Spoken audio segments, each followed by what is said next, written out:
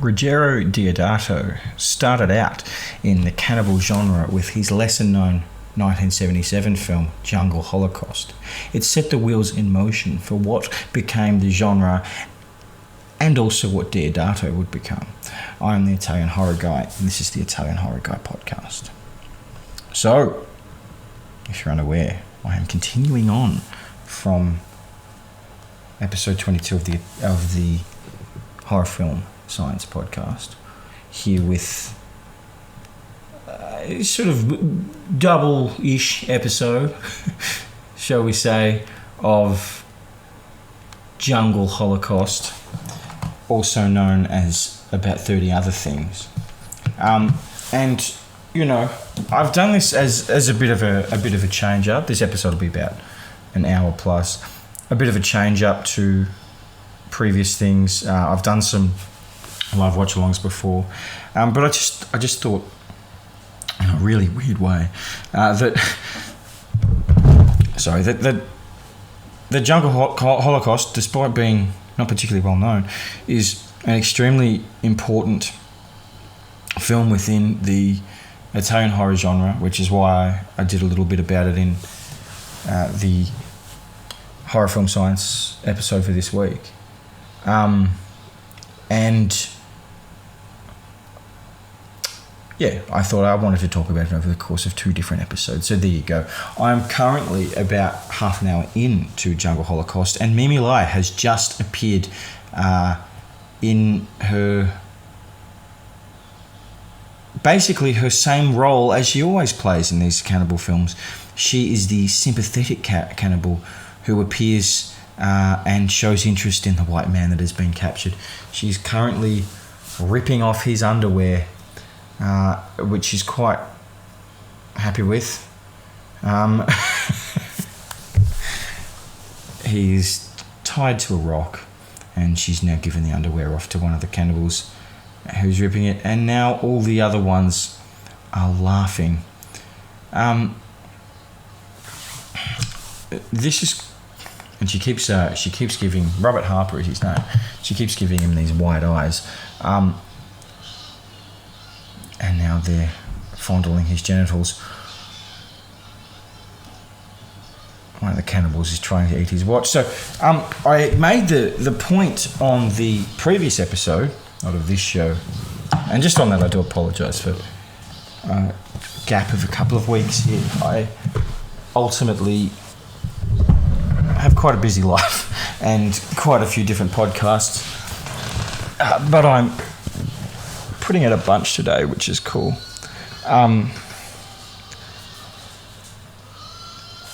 I sort of point out there's a bit of a slow start in terms of interest to this film or things that are going on. They land their plane. There's some unclear plot about why they're wherever the hell they are. And then Robert Harper here and Rolf, played by Ivan Rasimov, sort of wander around the woods for a while, not sure what's going on. And eventually, you know, they see some dead people that seem to have been cannibalized. Then they see one of their guides being eaten, very, very eaten. And now, suddenly, he's captured. Jeez. So he's being hoisted up on this. Jeez, this is bizarre. So Robert Harper is currently being hoisted up naked on this big rope pulley thing, and they're sort of, the cannibals are raising their arms like he's some kind of godlike creature, or like he can fly. This is very ritualistic and bizarre, and like every other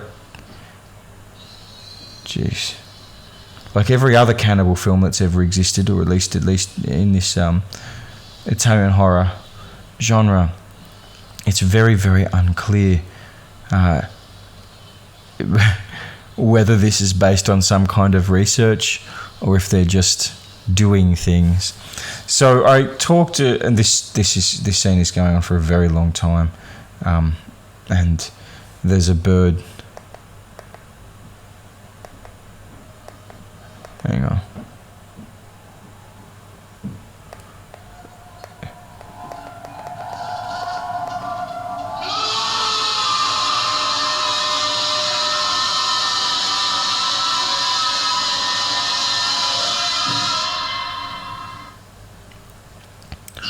I mean, as ridiculous as this movie is, there's some seriously decent cinema going on here, and I mean that.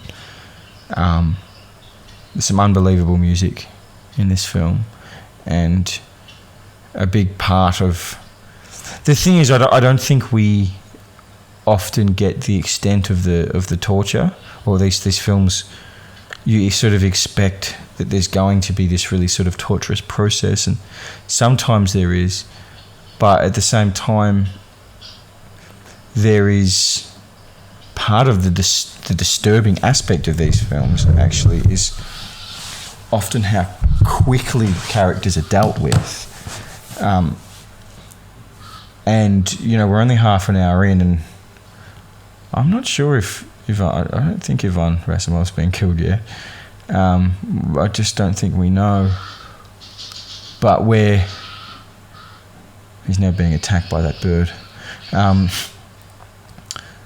But, you know, we're still quite early in the film, and it's like, I know this guy survives, and it's a very, very long process. And if memory serves, I think he has to very slowly gain some kind of trust. He's also completely naked. It's very degrading. So he's stuck in some cave, and the cannibals are talking. I don't bloody know.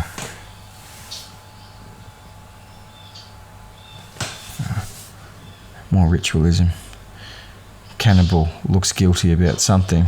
He's done something wrong. I think he's about to be ritualistically sacrificed, people. And he seems quite well aware of it.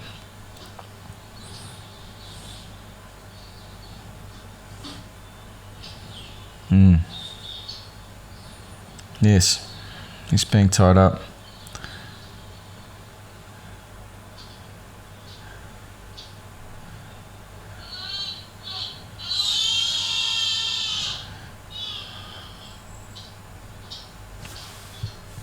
So this is the thing that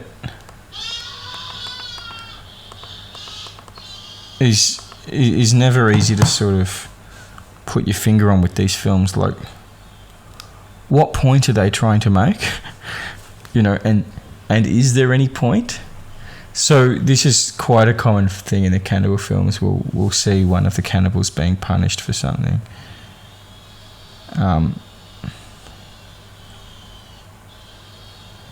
Jesus Christ. There's all these bull ants crawling over. This is pretty messed up, guys. And Robert Harper is watching it all happen. So they've put wounds in his arms, and the ants are going into those wounds, and he's tied up, so there's nothing he can do about it. So a big part of this film, it's coming back to me now. A big part of it really is the process of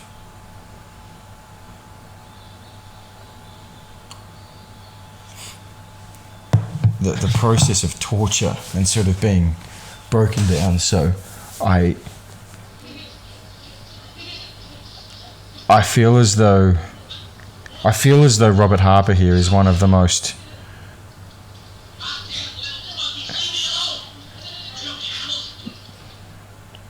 a few children pissing on him, and he just called them little monkeys.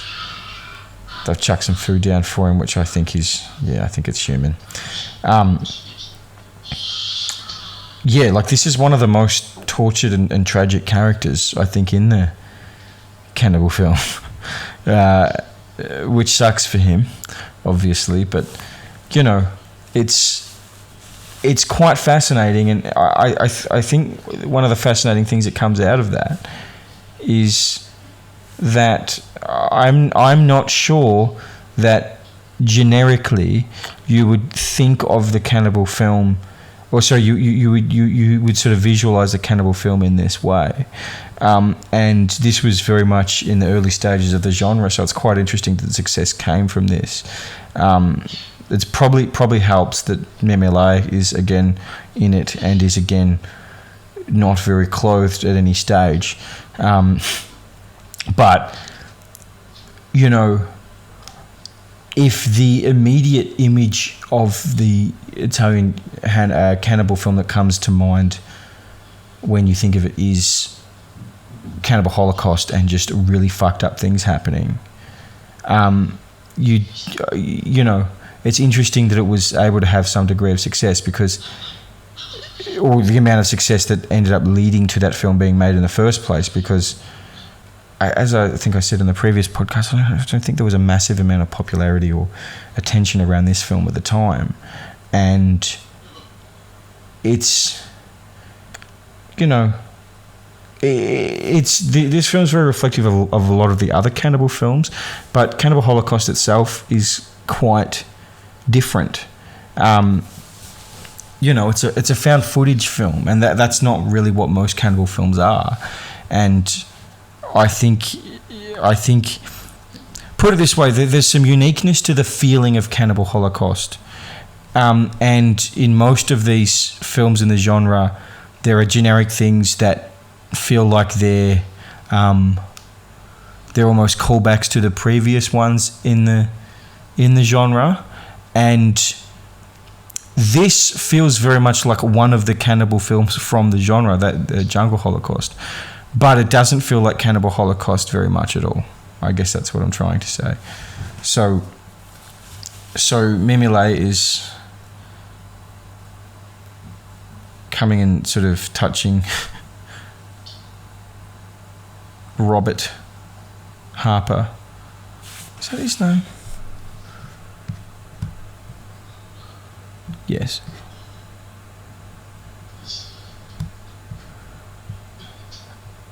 And she's fondling him, and he's sad.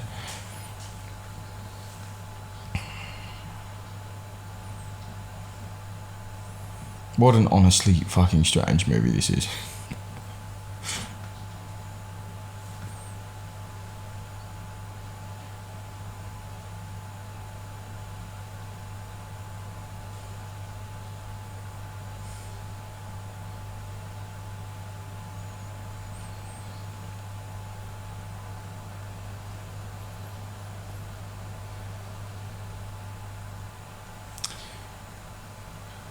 And, you know,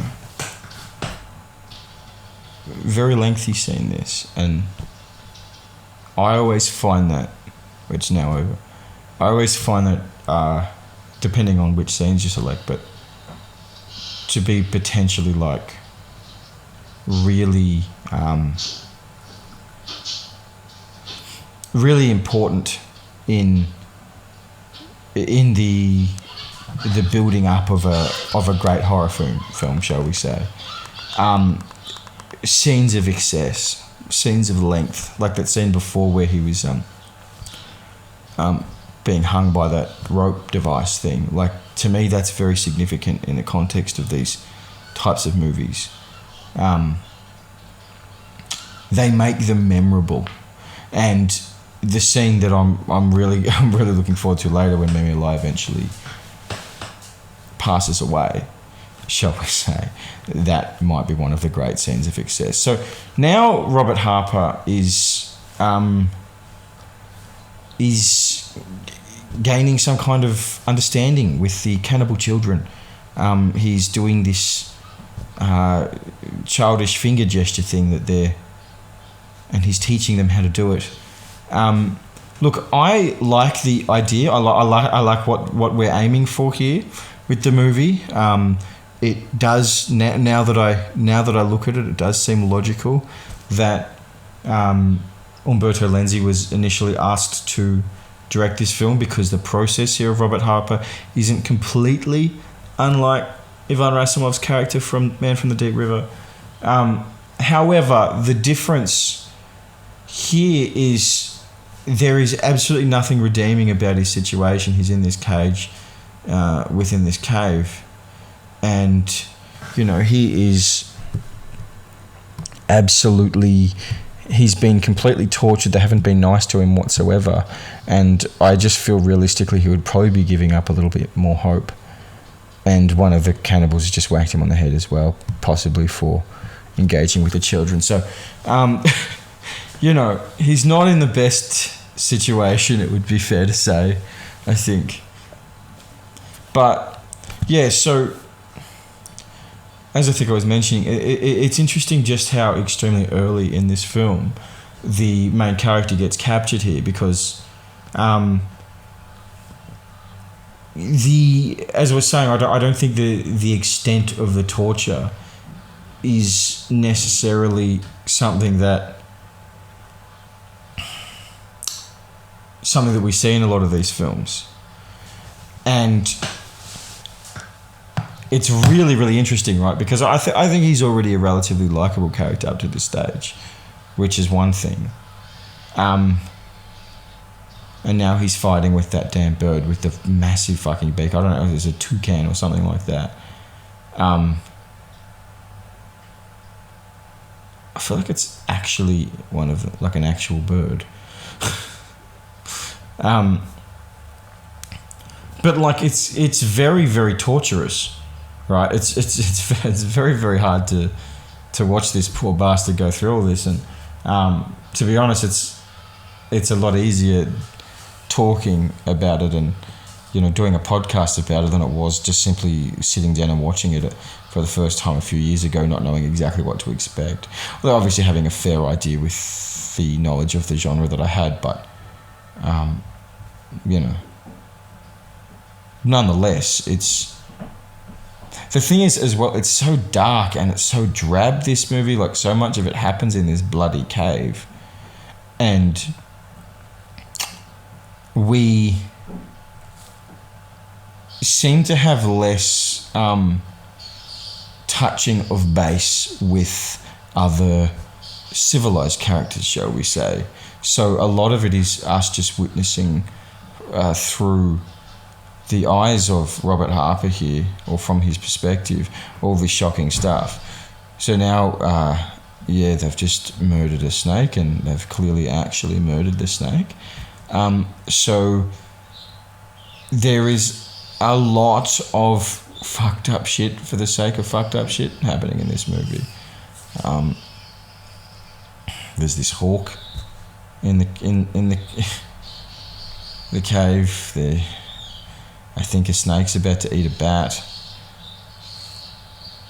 This is very stock footage-y, and it's not happening within the cave, I don't think.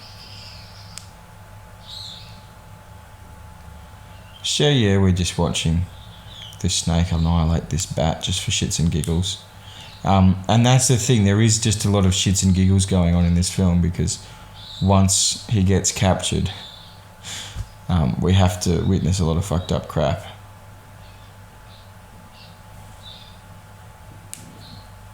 And here's a scene of excess that is probably not as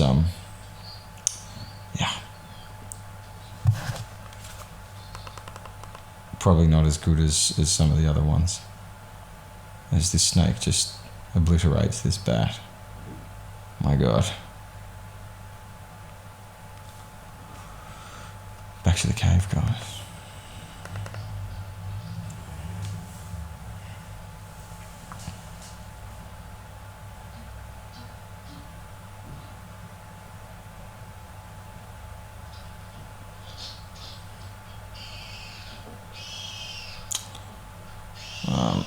Some cannibals are just throwing rocks at him for no reason.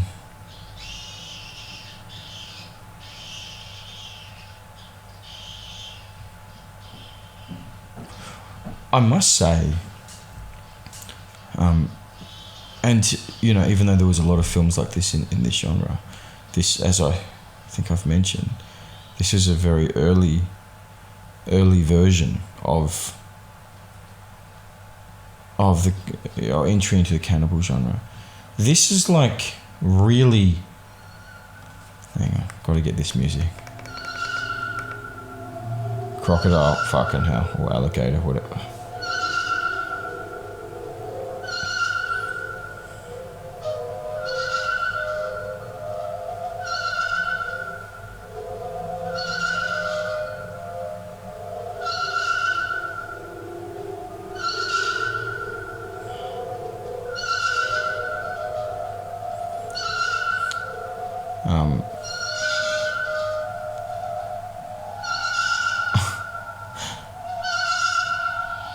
Did they kill the alligator? I can't remember.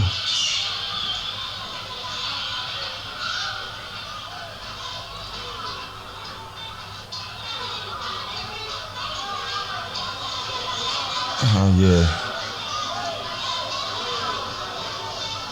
So it's just a parade of depravity. So the point I was trying to get to before that distracted me was, at the time, it's not like there had been a lot of films like this. So leading up to the point that Robert gets captured, we get a taste of some horror movie tropes and stuff. There's that very creepy moment that I mentioned on the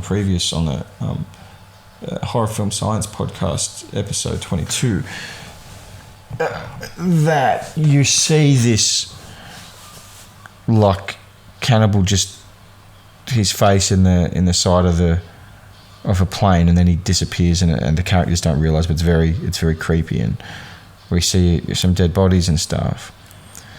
But there's still sort of horror movie tropes and expectations.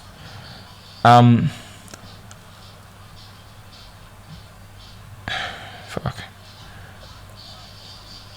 I mean, they're torturing this fucking alligator. It's trying to escape, and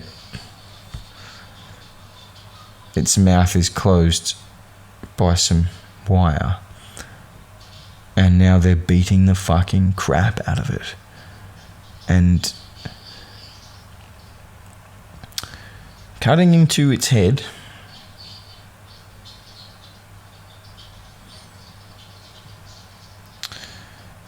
So, within the context of Jesus fucking Christ, and right down its back. Okay, this is very disturbing. Look, I'm going to be honest.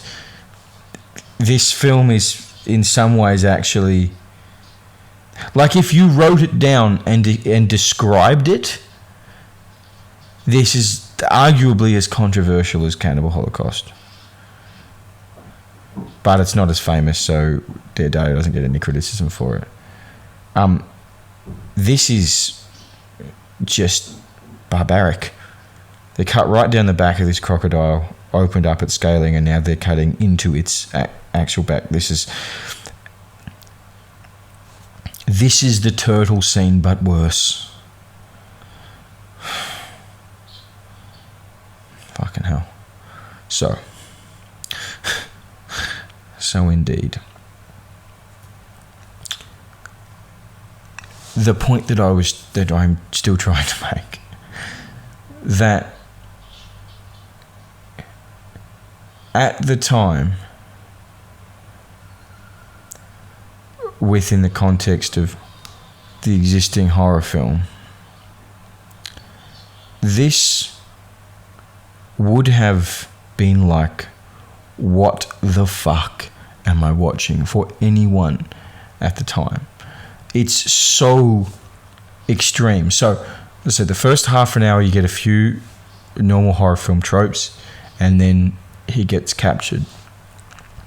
But we're now at the sort of 20-25 minute mark of him having just simply been captured and basically just watching depraved shit happen.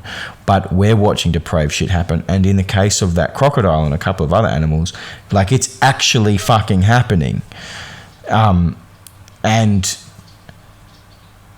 you know, the only reason that this film isn't super infamously controversial is because it clearly didn't garner enough attention. Because this is very very disturbing. And as I was saying, there's a lot of different films from this era that are similar to it in structure and even the type of things that they're showing. But the extent of the torture, and see, part of the thing that actually, I think the psychologically interesting part of this film is that we're witnessing this disturbing stuff, but so is the character. And I think it's a very effective filmic strategy, shall we say, in order to get us on side by, we're disturbed, but so is he. So we understand the perspective, I suppose, a little bit.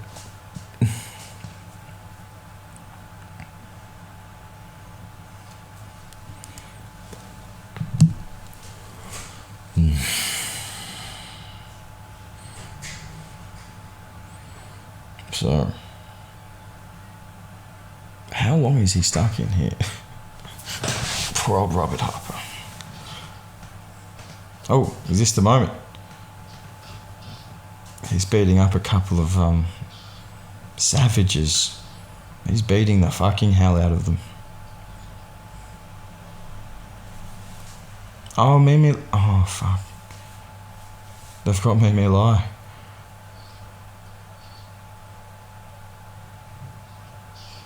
And now he's beaten the savage that had Mimi.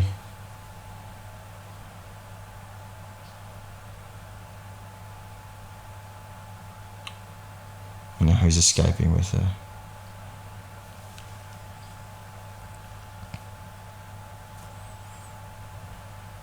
Which, as we know, does not end as well as we'd like. So what are we? We're in the sort of the third part of the film. There's the initial phase, and then there's a captured phase. And now he's escaped.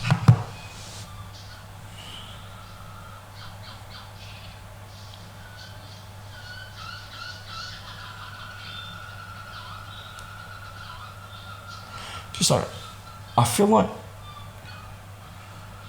even though there is sort of some kind of point to this film, it feels as like disturbing for the sake of gratuitous as any of the films of this era, because there's not really a discernible story. Really, it's just he gets trapped. And I remember the end of the film, like I assume there's some kind of process until then that we get to this point, but the end of the film where he flies away on the plane and there's this ambiguity because the cannibals sort of follow him there, but also sort of let him go. And there's this ambiguity about whether he's actually going to escape. And there's this sense that we've like learned something. I can't remember if that's actually justified or not, so I guess I'll say over the next half an hour or so whether it's the case. So anyway, he's sort of traipsing around in the daytime with Mimi Lai, and they've just come across a woman who I think he's giving birth.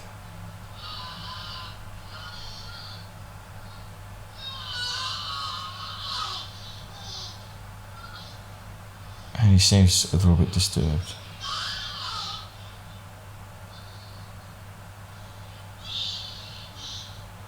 Oh, that's right. I think I remember. Where is this? That's right. She bites the umbilical cord, and then does she throw the baby into the water? She does. And that's right. And then a crocodile eats it.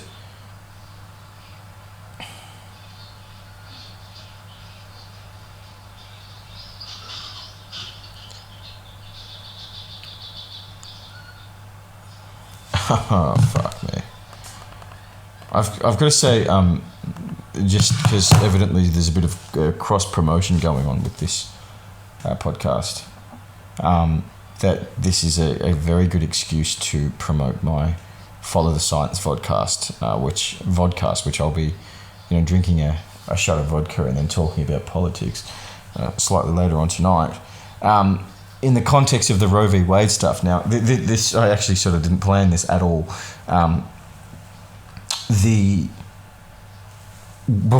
Quite genuinely, before when I was watching the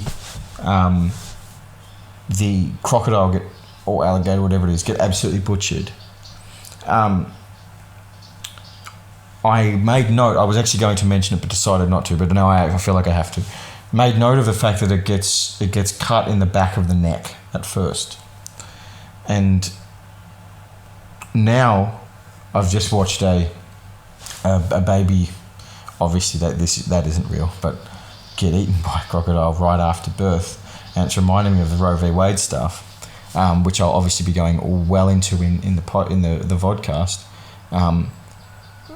The thing is, what I just watched was very, very hard to watch, with the crocodile being cut into the back of the neck. That happens to babies in late-term abortions. And, of course, now we've seen a baby just get murdered straight after after birth, and for some reason that is the distinction that the pro-aborts make. The ones who we need abortions at all stages of blah blah blah. It is just before the birth, like literally just before the baby gets born, that they are pro-abortion, and often the process for that is that they get cut into the back of their neck and murdered that way. So I guess the point that I'm making is I just found it too disturbing to watch a crocodile get murdered. And the thing is, the method by which, I'm not talking early term abortions, although I'm not totally sure that I'm for those either. But I'm thinking that the way that they get away with framing the abortion discussion completely around choice, is by not talking about what actually happens. And it is that babies get literally obliterated. And the fact is, the way they get away with it is by they just blind you to the reality. And the point that I'm making is, if I just watched a crocodile, which I couldn't give a shit about, get actually killed, every single person, just about every single pro-abortion person, as in pro-abortion right up till birth, if they ever watched one happen, would change their mind. Anyway, there's a bit of promotion. It's a pretty dark turn, but a bit of promotion for the Follow the Science podcast, where I get very, very aggressive and often rant about COVID and politics and COVID politics and all kinds of stuff, and things that are happening in the world. So anyway, back to this movie. They're back to running through the jungle.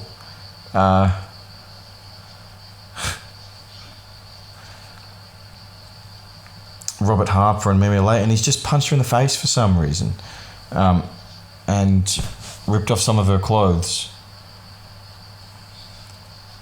And now she's trying to run away. It appears they're going to have sex. They are having sex.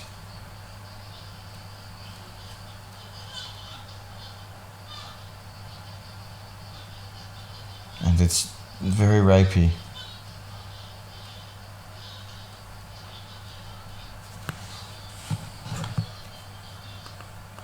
I mean, is this like some kind of, he's just watched disturbing shit happen and now he's, violence breeds violence, rape breeds rape.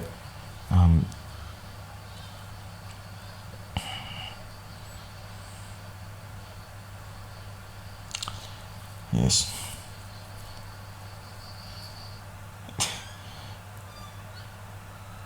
There is quite a bit of shit that happens in this film. It's fair to say.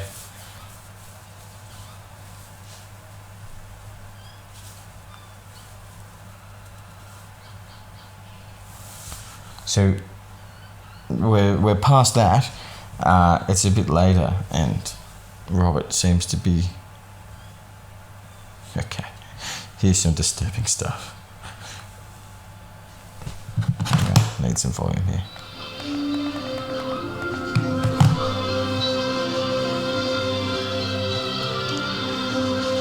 She's just made him a feast with fruit and witchetty grubs on a big leaf.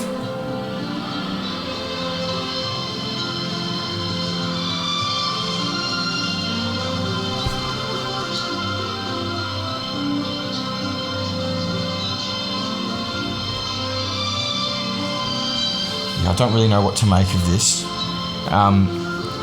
The way that last scene unfolded, it genuinely felt like a rape.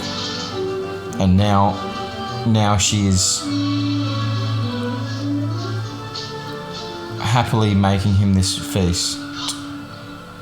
And she's just brought him this massive fish.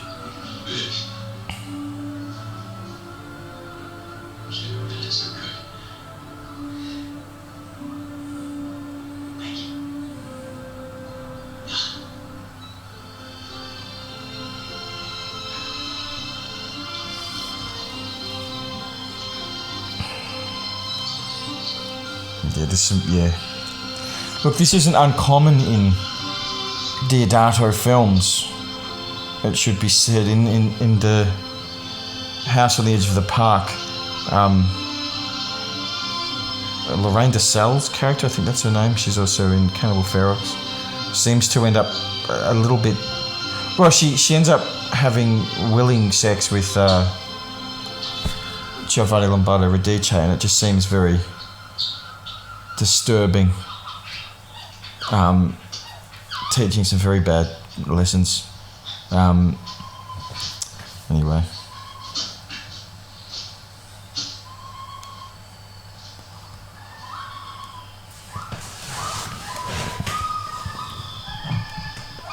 So they've just entered some massive clearing, and he seems quite lost, does Robert Harper. You know, they're running through the forest very naked in the rain. So yeah, the thing is, it's that fucking score that appears every now and again in this film, and it's absolutely glorious and beautiful. And you're like, what the fuck is going on, right? Why is this happening? Why is this film showing me this sense of beauty? It doesn't seem to earn it, because it's a very disturbing film, and I mean, it reminds a lot of as in conceptually, of the theme from Cannibal Holocaust, where we're seeing all this disturbing shit and then this music happens. And he's just found Ivan Rasimov, by the way, so that's good, in a cave. I was wondering what happened to him.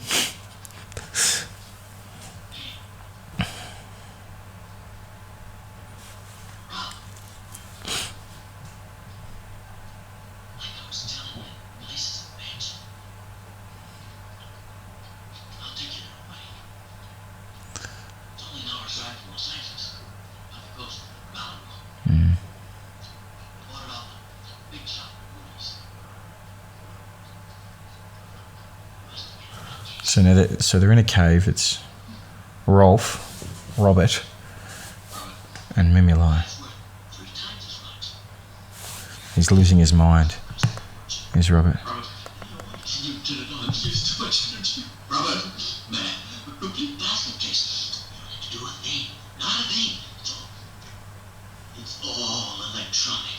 Okay, Robert. Opens the doors. Turns on the showers. And juicy steak. Robert! Robert. You're eating bad meat, Robert. Understand? It wasn't cooked electronically. Don't go mad on me now, goddammit. We've got to keep our wits about us to survive. Pretty cool. I hope the audio's capturing it. I just think that's good stuff. My refrigerator. I wonder if the film would have been better to actually include a bit more of Ivan in it. I don't understand why there's this massive section of 35 minutes that he's not really in at all. Even think of trying, man. He's got this very disturbing sore appearing on his neck. If only we can make the girl realize our lives depend on a plane. I tried to write. The dialects, I don't seem to have any meaning for her at all.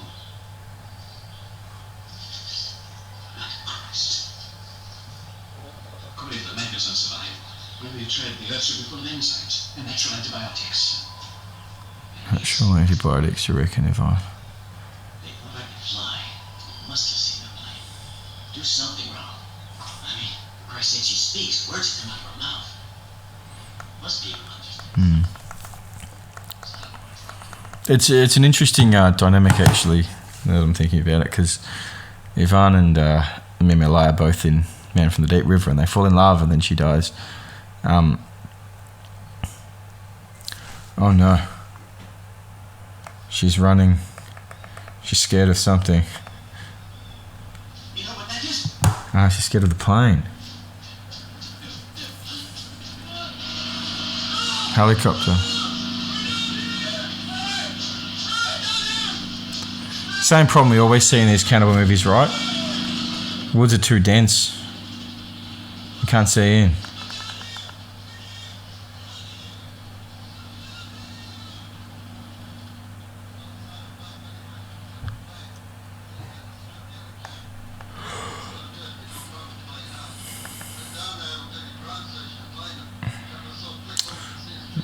That's the point they make, right?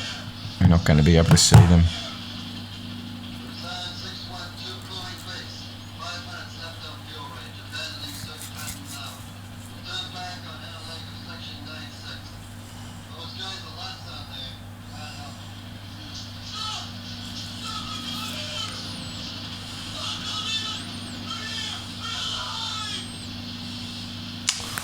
No good, mate.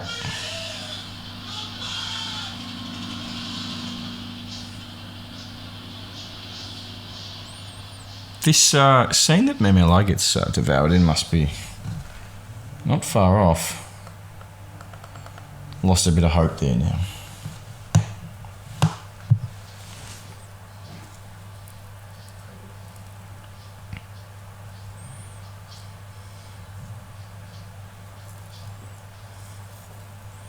There are a lot of scenes wandering through the woods in this film, it must be said.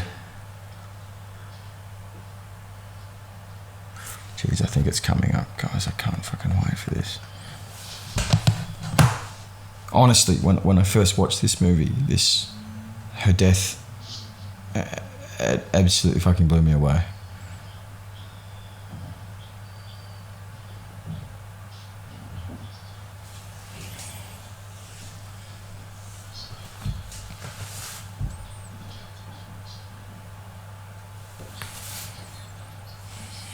Down by a river at the moment.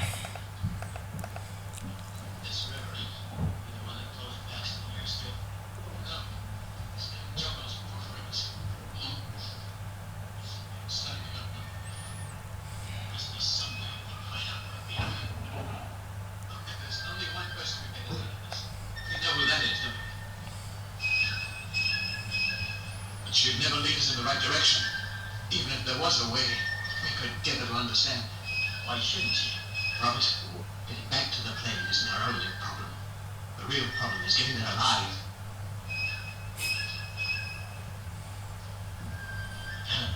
Yes, exactly. They're still there. They're a lot stronger than we are. The jungle is the natural element. We'd be fighting them with a chance. Interesting. I mean, it's an interesting thought, and that's all very well and good. And he points out that it's a natural element and stuff. But the way Robert looks around, like it's only just occurred to him that the cannibals might still be on their trail. I mean, that's pretty dumb, right? Oh no, a crocodile scene with stock footage. They're in the water, crocs after them. Does Ivan get eaten or something? Let's see what happens.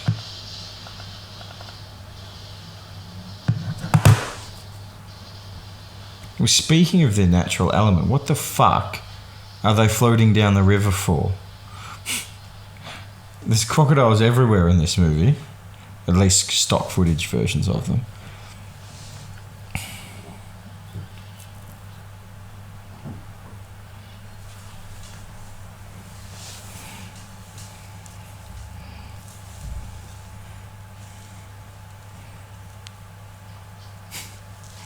Back through the jungle. I think probably one of the annoying things about it as well is like just the sort of structure of the film is very of the plot. It's very, very shallow. It's like they end up they need to fix the plane. They end up away from the plane. They just need to get back and get to work. Like, it's very, very simplistic. Obviously, you can draw sort of pretentious allegories and stuff to like these people needing their modern technology to blah blah blah, and if we want to do that, but do we want to? I don't think I particularly do. And now Ivan Rasimov's having a bit of a standoff with a python.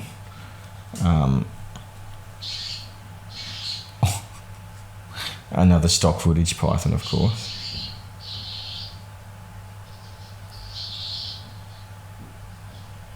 Wait. Now he's... What the fuck? Was that genuine?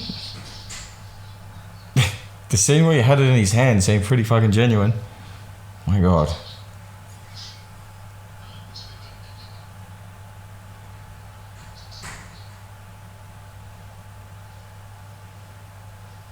think that might have been the invention of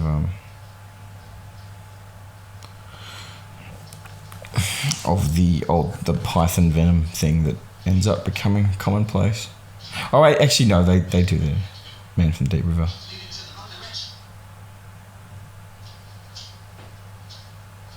Oh no, this is some Golem shit.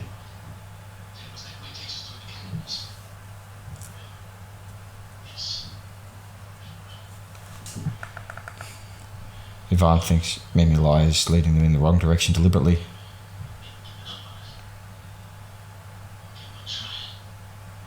While I've claimed that The Last Samurai steals from Man from the Deep River, can I be so bold as to claim that The Lord of the Rings stole from this?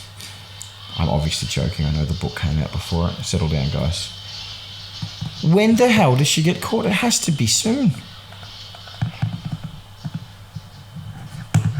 Back through the river again. Sorry, back through the forest again. So much of it.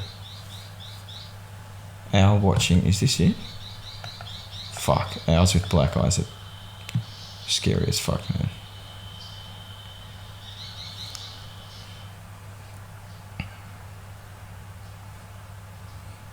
Now the next day. They do give a good sense that a lot of time is passing.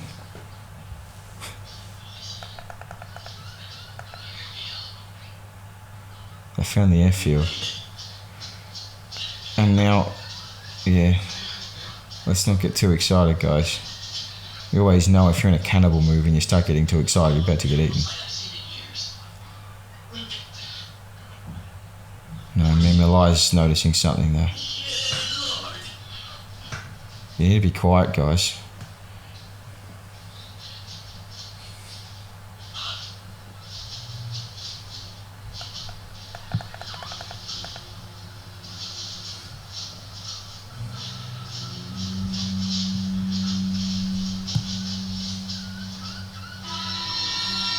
There they are.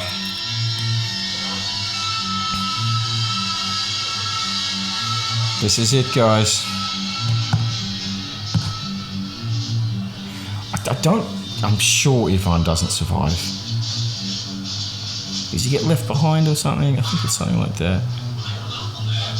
But they're about to get Mimi. No.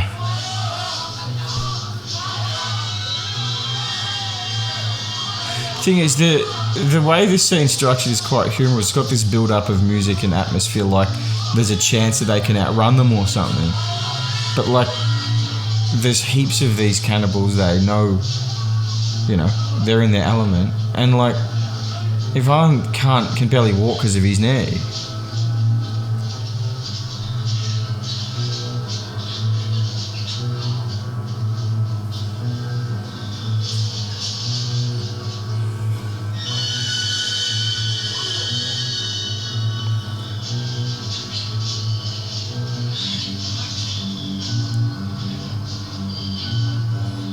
Great music though, isn't it?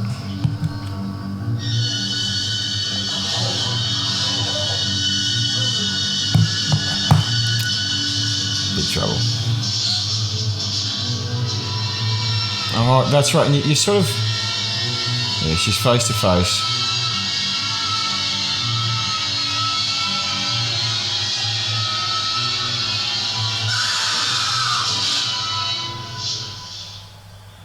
Here it is. This is the scene. Fucking extraordinary. Oh, and they've got Ivan as well. He's been speared.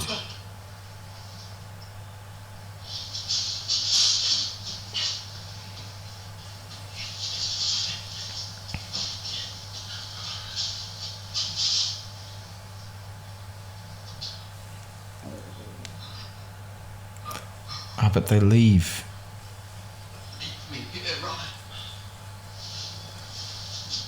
And Robert sort of looks around almost like, you're letting me leave, sort of thing. I think he died.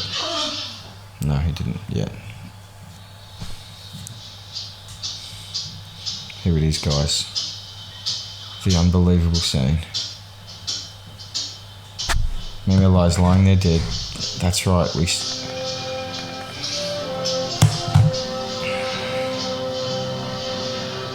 This scene fucking blew me away. You have to watch it.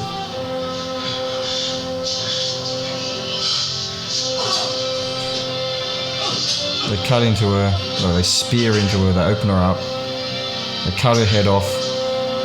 It's cutting between that and the two men struggling towards the airfield. And this music playing while they're cutting into her.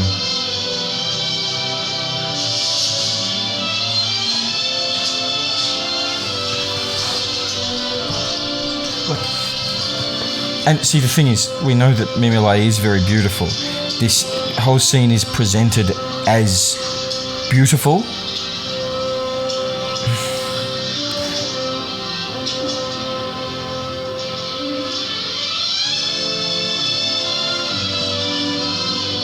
They're currently cutting sort of down her midriff, opening her up, ripping out her innards, cutting back towards the guy's oh fuck me.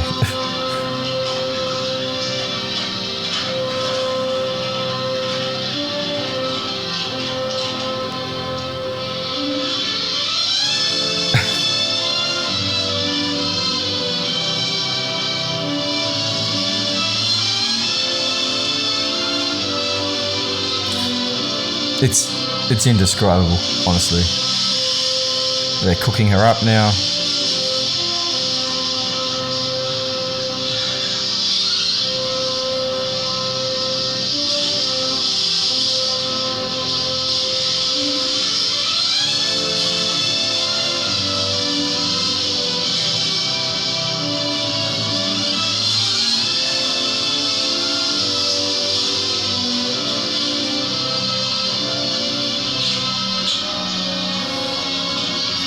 And just sort of eating her like drumsticks and stuff. It's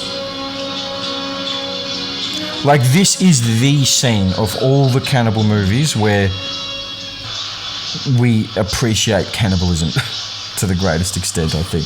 That scene is, well, indescribable. So here we go, the two men are now struggling down towards the river. Are they going to make it though? No, it would appear not. The cannibals have followed them.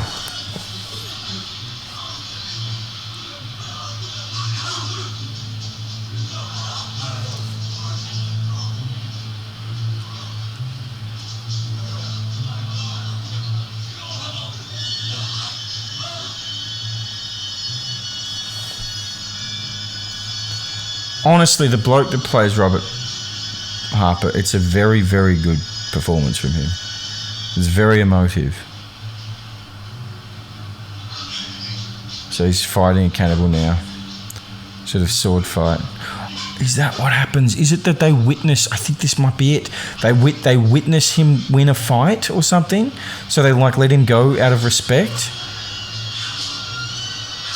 A little bit like Man from the Deep River / The Last Samurai.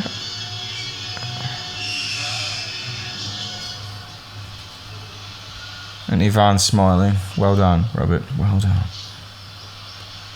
And they stand there staring.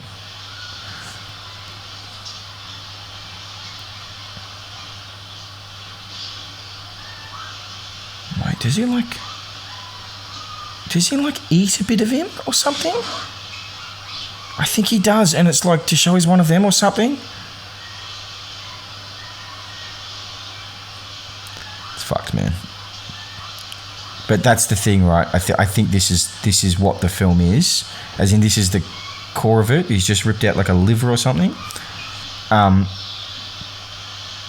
he's looking up, like they're saying, is he going to do it? Is he going to eat it? So, again, unbelievable acting. And this is one of the most fucked things ever, but it's unbelievable acting. Now, this, as I've said many times on many different podcasts, the whole I wonder who the real cannibals are thing, it runs a bit thin sometimes. This might be the best moment in terms of like exploring psyche and stuff in the cannibal genre. Like, because part of the point of this movie is that they're breaking him down, right? He's becoming like them, but the movie isn't trying to claim that they are these moral beings or that we shouldn't have the right to judge.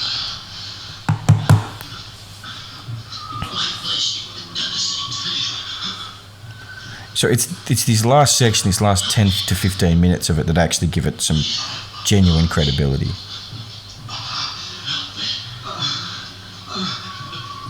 So they're struggling down the river and the cannibals are sort of following. It's like they don't really know what to do.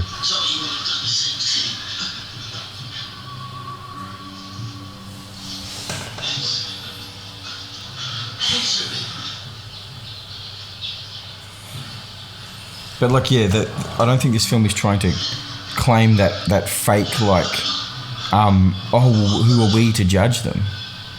But he's sort of put it this way: if they wanted to convey this idea of Robert's being turned into a savage by what he's witnessed and what he's gone through, I actually think the film does justice to that, because there's that 25-30 minute section where he's stuck in the cave witnessing all this shit, and all he wants to do is find a way to escape and survive. And in order to do that, amongst other things, he had to eat a bit of that cannibal that he just killed.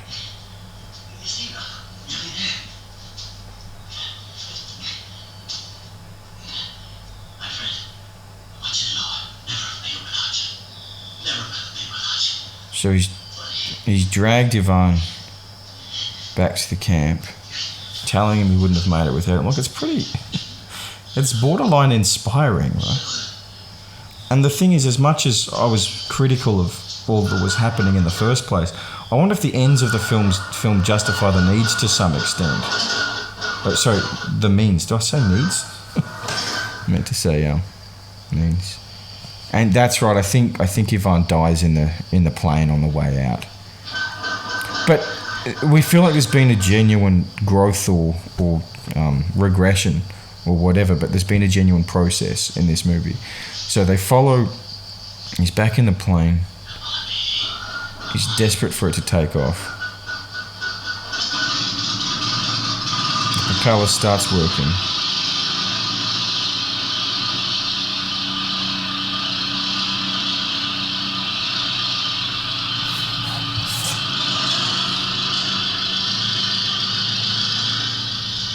And the cannibals, I don't know, are they scared of him because of the technology, or are they like sort of letting him go?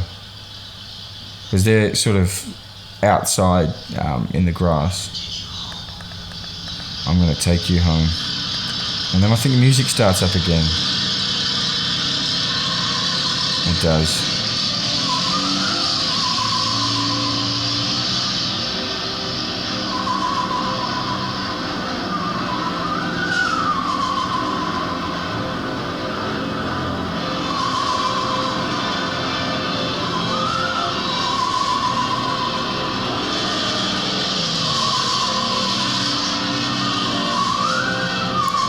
And the shot of him in tears.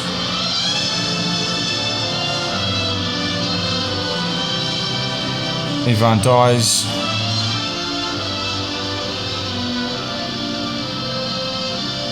This is the true account of a series of events that led to the discovery of a Stone Age tribe on the island of Mindanao. The ceremonies and rituals portrayed were all experienced or witnessed by central character Robert Harper.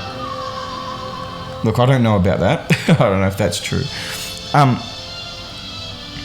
Robert Harper was hospitalized for 4 months in Manila and then returned to the United States. After resigning from his job, he married and now lives with his wife on a small farm in Mexico. I don't know if they're actually trying to claim that this is what happened in real life.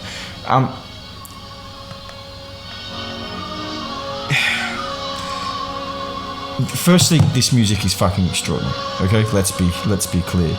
It's got this almost Disney-like quality to it. It is genuinely bizarre, this movie, because now having watched it again, I can remember why I felt like how I did at the end, and it's because it feels directionless, right? The film feels really directionless, albeit very much a cannibal film, and has its merits within that. But I don't think other cannibal films, including Cannibal Holocaust, I wonder who the real cannibals are, because it's a bit too easy. I don't think they ever make you feel for characters in the way that we feel for Robert in this film. Because even when it feels directionless, it's very, very disturbing what we're watching him go through. But then he ends up, witnessing all that shit and then surviving, but then sort of becoming a bit of a cannibal. And it's like the whole thing's very, I don't know, it's quite moving. And the way they eat Mimi Lake, I don't know. Anyway, guys, check out the movie. I don't know exactly what the structure of next week's going to be. I don't know if I'll do a watch along or I'll just go back to the previous structure. Again, I will endeavour from now on to just always have it as a weekly endeavour, because that is always the aim. I'll see how it go. But yeah, this has been episode 22 of the Italian Horror Guy podcast. And I hope you enjoyed it. Join me for future episodes. Thanks, guys.